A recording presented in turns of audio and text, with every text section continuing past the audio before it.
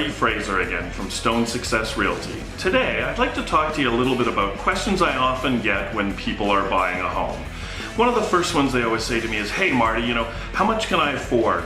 What house can I buy, and how do we go about finding this out? So the first thing I'm going to do is say we need to speak with a mortgage professional, mortgage broker, your bank, and they're going to be able to give you a good idea with your maximum amount there. What they're going to do is they're going to ask you how much down payment you have.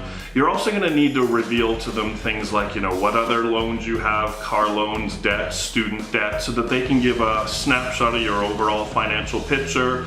Then they're going to ask you for your recent notice of assessments with the government, any pay stubs, employment letters, and they take that bundle of information and then they're able to spit out, hey, here Mr. Buyer, Mrs. Buyer, this is how much you're able to afford.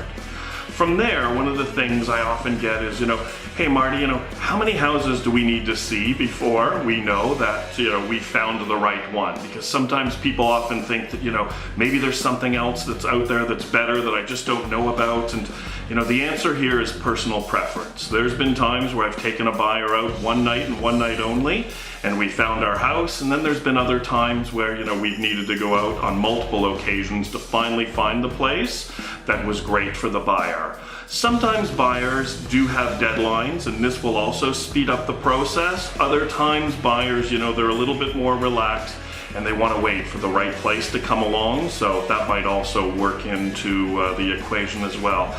Another thing in our industry that has kind of changed how many houses one needs to see is, 10 years or so ago, the number of pictures of the marketing available to promote a house was quite limited. So we often found people needed to get out and view more homes before they found the right one. Well, today, with the amount of pictures that we can put on a listing and then video tours like what I do for all my listings, that gives people a good idea of what the house has to offer, and it will often help weed out a lot of homes that people will, thought they might have wanted to see, but in essence really never did want to see.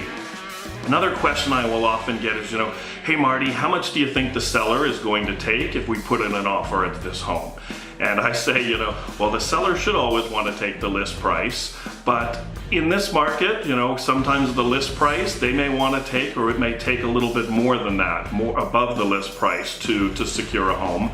But under traditional market conditions in this area, generally the sales to list price ratio is about 97 to 98% of the list price. So if a house is listed at X, it'll take 97 or 98% to secure that home.